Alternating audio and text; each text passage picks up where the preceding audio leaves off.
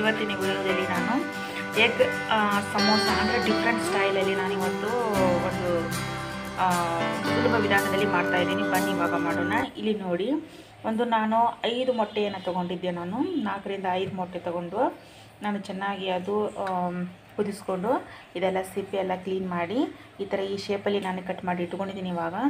So ಇವಾಗ different ಸ್ಟೈಲಲ್ಲಿ ಯಾವ ರೀತಿ ನಾವು ಸಮೋಸನ ಮಾಡಬಹುದು ಅಂತ ಹೇಳಿ ನಾನು ನನ್ನದೇ ಆದಂಥ ಸ್ಟೈಲಲ್ಲಿ ನಾನು ತೋರಿಸ್ತಾ ಇದ್ದೀನಿ. ಬನ್ನಿ ಇವಾಗ ರೆಸಿಪಿ ಸ್ಟಾರ್ಟ್ ಮಾಡೋಣ. ಬನ್ನಿ ಇವಾಗ ಮಾಡೋಣ.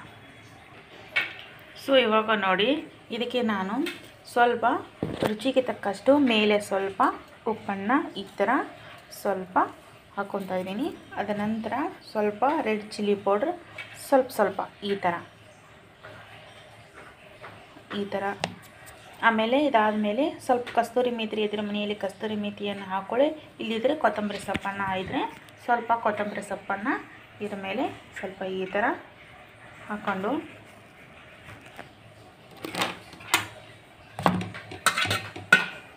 ಚೆನ್ನಾಗಿ ಈ ಥರ ಸ್ವಲ್ಪ ಮಿಕ್ಸ್ ಮಾಡ್ಕೊಳ್ಳಿ. ಇದು ಮಿಕ್ಸ್ ಮಾಡಿಕೊಂಡು ಈ ಥರ ಪಕ್ಕಕ್ಕೆ ಸ್ವಲ್ಪ ಸೈಡಲ್ಲಿ ಇಟ್ಕೊಂಡು, ಸೊ ಇವಾಗ ನೋಡಿ ಫ್ರೆಂಡ್ಸ್, ಗ್ಯಾಸ್ ಸ್ಟವ್ ಮೇಲೆ ಒಂದು ಪ್ಯಾನ್ ಇಟ್ಟಿದ್ದೀನಿ. ಸ್ವಲ್ಪ ಅದಕ್ಕೆ ಎಣ್ಣೆಯನ್ನು ಹಾಕಿದ್ದೀನಿ.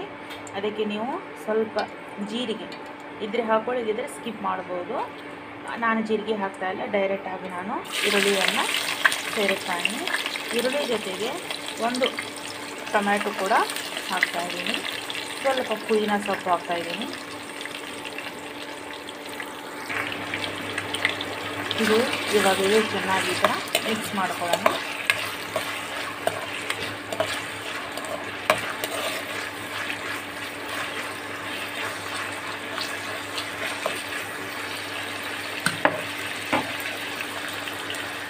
ಇದಕ್ಕೆ ನೀವು ಬೆಳ್ಳುಳ್ಳಿ ಶುಂಠಿ ಪೇಸ್ಟ್ ಕೂಡ ನೀವು ಹಾಕ್ಕೋಬಹುದು, ಅಂದರೆ ಟೇಸ್ಟ್ ಆಗುತ್ತೆ ಅಂತ. ನಾನು ಸ್ವಲ್ಪ ಇಷ್ಟು ಶುಂಠಿ ಬೆಳ್ಳುಳ್ಳಿ ಪೇಸ್ಟನ್ನು ಸೇರಿಸ್ತಾ ಇದ್ದೀನಿ. ಇವಾಗ ಒಂದು ಹಾಫ್ ಟೀ ಸ್ಪೂನ್ಸ್ಗೆ ನಾನು ಶುಂಠಿ ಬೆಳ್ಳುಳ್ಳಿ ಪೇಸ್ಟನ್ನು ಸೇರಿಸಿದ್ದೀನಿ. ಚೆನ್ನಾಗಿ ಈ ಥರ ಇದು ಸ್ವಲ್ಪ ಫ್ರೈ ಆಗುತ್ತೆ.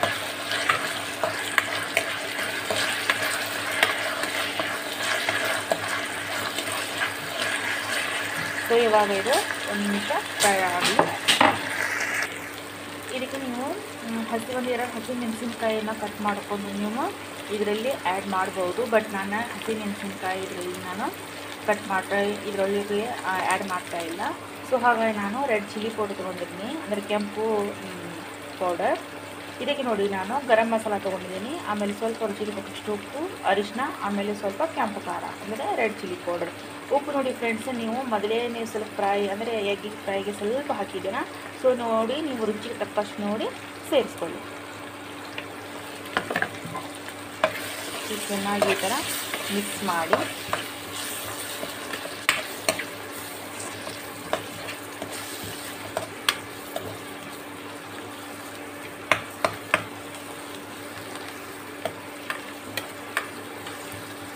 ಇದಕ್ಕೆ ಯಾವುದಾದ್ರೂ ನೀವು ಚಿಕನ್ ಮಸಾಲ ಪೌಡರ್ ಅಥವಾ ಮಟನ್ ಮಸಾಲ ಪೌಡರ್ ಯಾವುದೇ ಇದ್ರೂ ಕೂಡ ನೀವು ಇದರಲ್ಲಿ ಸೇರಿಸ್ಕೋಬೋದು.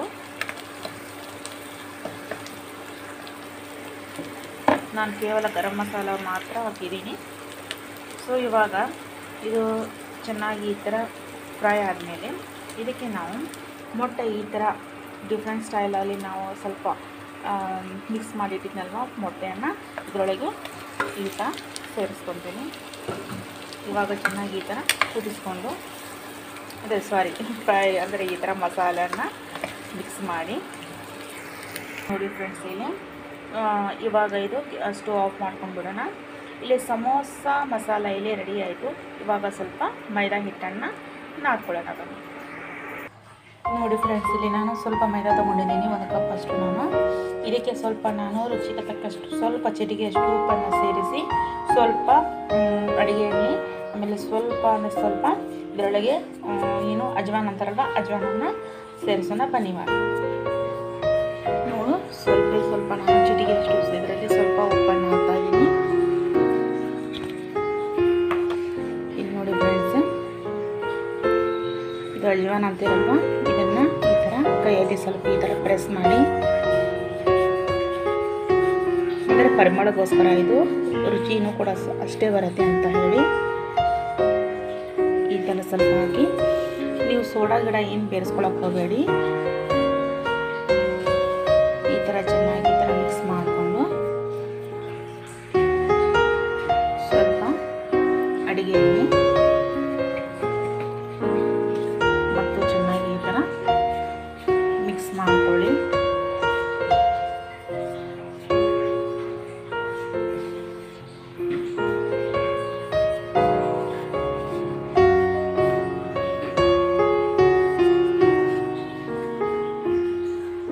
ಬೇಕಾದರೆ ಸ್ವಲ್ಪ ನೀವು ಸಕ್ಕರೆ ಕೂಡ ಹಾಕೋಬೋದು, ನಾನು ಸಕ್ಕರೆ ಹಾಕೊಳ್ಳೋದಿಲ್ಲ. ಸೊ ಹಾಗಾಗಿ ಈ ಥರ ಇದು ಮಿಕ್ಸ್ ಮಾಡಿಕೊಂಡು ಸ್ವಲ್ಪ ಸ್ವಲ್ಪ ನೀರನ್ನು ಹಾಕ್ತಾ ಚೆನ್ನಾಗಿ ಇವಾಗ ನಾದ್ಕೊಳ್ಳೋಣ. ನೋಡಿ, ಸ್ವಲ್ಪ ಸ್ವಲ್ಪ ಈ ಥರ ನೀರನ್ನು ಸೇರಿಸ್ಕೊಂಡು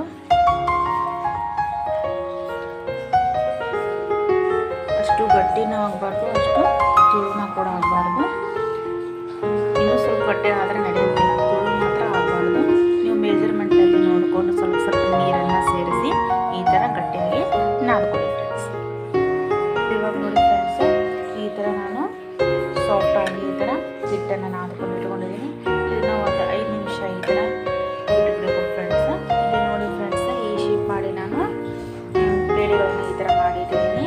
ಸೊ ಇವಾಗ ಇದನ್ನು ಮಾಡಿ ಫ್ರೆಂಡ್ಸ್, ಇದು ಅಂದರೆ ನಾವು ಚಪಾತಿ ಪರೋಟ ಲಟ್ಟಿಸ್ಕೊತೀವಲ್ಲ ಆ ಥರ ನಾವು ಇವಾಗ ಲಟ್ಟಿಸ್ಕೊಳ್ಳೋಣ. ಸೊ ಇವಾಗ ನೋಡಿ ಫ್ರೆಂಡ್ಸ್, ಈ ಥರ ನಾನು ಚಪಾತಿಯನ್ನು ಥರ ಲಟ್ಟಿಸ್ಕೊಂಡಿದ್ದೀನಿ. ಸೊ ಇದನ್ನು ಏನು ಮಾಡಬೇಕಪ್ಪ ಅಂದರೆ, ನೀವು ಬೇಕಂದರೆ ಈ ಶೇಪಲ್ಲಿ ಕಟ್ ಮಾಡಿಕೊಂಡು ನಿಮ್ಗೆ ಯಾವ ಬೇಕಾಗುತ್ತೆ ಆ ಶೇಪಲ್ಲಿ ಕಟ್ ಮಾಡಿಕೊಂಡು ನೀವು ಇದರಲ್ಲಿ ಡೈರೆಕ್ಟಾಗಿ ಸಮೋಸ ಮಸಾಲೆನ ತುಂಬಿ ನೀವು ಸಮೋಸ ಮಾಡ್ಕೋಬೋದು. ಆದರೆ ನಾನು ಏನು ಮಾಡ್ತೀನಿ ಅಂದರೆ, ಹೊರಗಡೆ ಅಂದರೆ ಯಾವುದೇ ಒಂದು ಡಿಮಾರ್ಟಲ್ಲಾಗಲಿ ಹೊರಗಡೆ ಬೇರೆ ಅಂಗಡಿಯಲ್ಲಿ ಆಗಲಿ ಸಮೋಸ ಮಾಡುವಂತಹ ರೆಡಿ ಇರುವಂತಹ ಒಂದು ಎಲೆಯನ್ನು ಸಿಗುತ್ತೆ.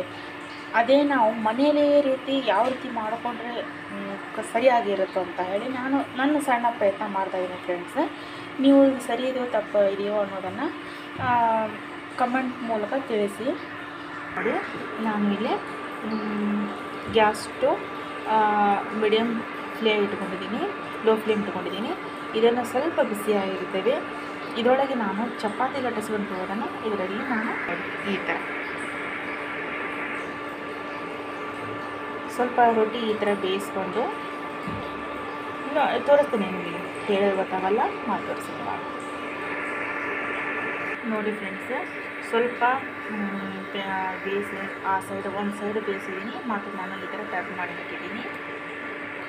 ಸಾಕು, ಇಷ್ಟೇ. ಇನ್ನು ನಾವು ತೆಗೆದುಕೊಂಡು ಬಿಡೋಣ ಇವಾಗ. ನೋಡಿ, ಇಷ್ಟ ಆಗಿದೆ, ಸಾಕು.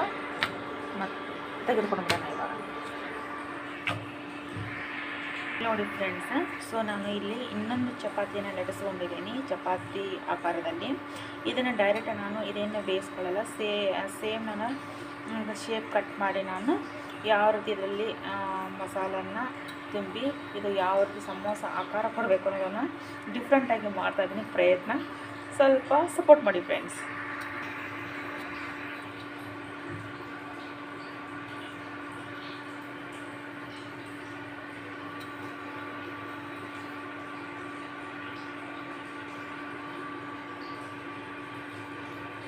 ಸೊ ಇವಾಗ ಇದನ್ನು ಈ ಶೇಪಲ್ಲಿ ನಾನು ಕಟ್ ಮಾಡ್ತೀನಿ. ಇವಾಗ ಫ್ರೆಂಡ್ಸ್ ಈ ಶೇಪಲ್ಲಿ ಕಟ್ ಮಾಡಿದ್ನಲ್ವ, ಇದರಲ್ಲಿ ನಾನು ಮೊಟ್ಟೆ ಮಸಾಲಾನ ಇಟ್ಟಿದ್ದೀನಿ. ಈ ಶೇಪಿಗೆ ಸ್ವಲ್ಪ ನಾವು ನೀರನ್ನು ಸ್ವಲ್ಪ ಆಗಿ ನಾವು ಸೇರಿಸ್ಕೊಳ್ಳೋಣ. ಇವಾಗ ಹಚ್ಕೊತ ಹೋಗೋಣ ಈ ಸೈಡ್. ಈ ಥರ ಈ ಶೇಪಲ್ಲಿ ನೀರು ಸ್ವಲ್ಪ ನಾವು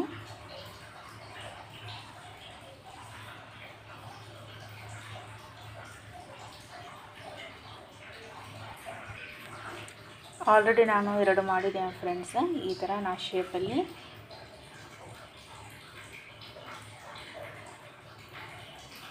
ಈ ಥರ ನಾವು ಫಿಲಪ್ ಮಾಡಿ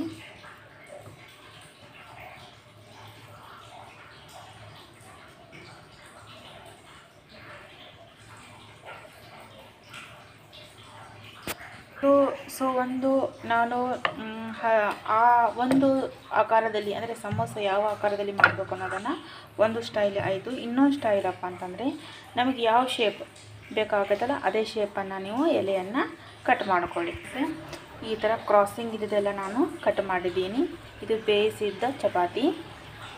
ಇದನ್ನು ನಾವು ಈ ಶೇಪಲ್ಲಿ ಮತ್ತೆ ಸೆಂಟ್ರಿಗೆ ಆಫ್ ಅಟ್ರಾಕ್ಷನ್ ಅಂತರ ಈ ಥರ ನಾವು ಕಟ್ ಮಾಡ್ಕೊಳ್ಳೋಣ. ಇವಾಗ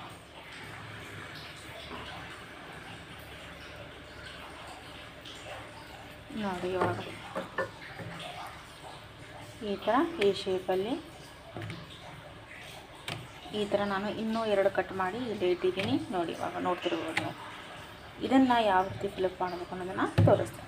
ನೋಡಿ ಫ್ರೆಂಡ್ಸು, ಈ ಎಲೆಯನ್ನು ಹಾಕಿದ್ದೀನಿ. ಇದರೊಳಗೆ ಸ್ವಲ್ಪ ನಾನು ಮಸಾಲೆಯನ್ನು ಸೇರಿಸಿದ್ದೀನಿ. ಇದಕ್ಕೆ ಸ್ವಲ್ಪ ನಾವು ಮತ್ತೆ ಈ ಥರ ನೀರನ್ನು ಹಚ್ಕೊಳ್ಳಿ.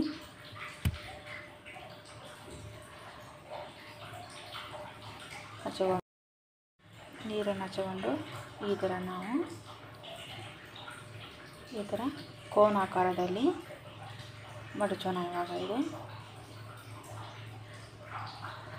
ಮತ್ತು ಈ ಥರ ನಾವು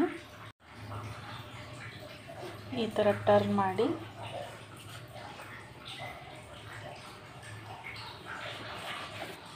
ಇದನ್ನು ಈ ಥರ ಫಿಲಪ್ ಮಾಡ್ಕೊಂಡ್ಬಿಡ್ಬೇಕು.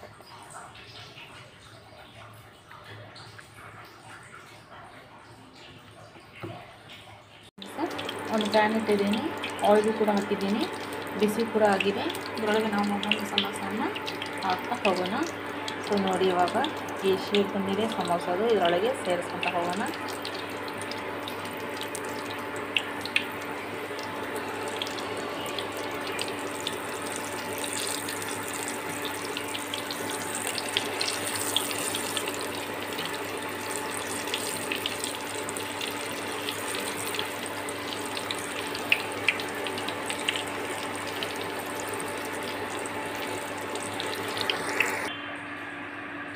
ನೋಡಿ ಫ್ರೆಂಡ್ಸ್, ಇವಾಗ ಸರ್ವ್ ಮಾಡೋ ಕೂಡ ತೋರಿಸ್ತಾ ಇದ್ದೀನಿ. ಇದು ಸಮೋಸ ಜೊತೆಗೆ ಬೆಸ್ಟ್ ಕಾಂಬಿನೇಷನ್. ನೋಡಿ ಫ್ರೆಂಡ್ಸ್, 2 ಥರದ್ದು ನಾನು ಸಮೋಸ ಈ ಥರ ಮಾಡಿದ್ದೀನಿ. ಈ ಶೇಪಲ್ಲಿ ಕೂಡ ಮಾಡಿದ್ದೀನಿ. ನೋಡಿ ಎಷ್ಟು ಸಾಫ್ಟಾಗಿ ಬಂದಿದೆ, ಕ್ರಿಸ್ಪಿ ಕೂಡ ಅಷ್ಟೇ ಆಗಿದೆ. ಇದು ನೋಡಿ, ಇದು ಒಂಥರ ಸಮೋಸ ಕೂಡ ಇದೆ ಮಾಡಿದ್ದೀನಿ ನಾನು. ಇದು ರೌಂಡ್ ಶೇಪ್ ಕೂಡ ಮಾಡ್ಕೋಬೋದು, ಈ ಶೇಪನ್ನು ನೀವು ಮಾಡ್ಕೋಬೋದು. ಟೊಮೆಟೊ ಸಾಸ್ ಜೊತೆಗೆ ಬೆಸ್ಟ್ ಕಾಂಬಿನೇಷನ್ ನೋಡಿ ಫ್ರೆಂಡ್ಸ್. ಓಕೆ ಫ್ರೆಂಡ್ಸ್, ನನ್ನ ರೆಸಿಪಿ ನಿಮಗೆ ಇಷ್ಟ ಆದರೆ ಒಂದು ಲೈಕ್ ಕೂಡ ಕೊಡಿ, ಆಮೇಲೆ ಸಬ್ಸ್ಕ್ರೈಬ್ ಕೂಡ ಆಗಿ ಫ್ರೆಂಡ್ಸ್, ಸಪೋರ್ಟ್ ಕೂಡ ಮಾಡಿ ಫ್ರೆಂಡ್ಸ್. Okay, thank you.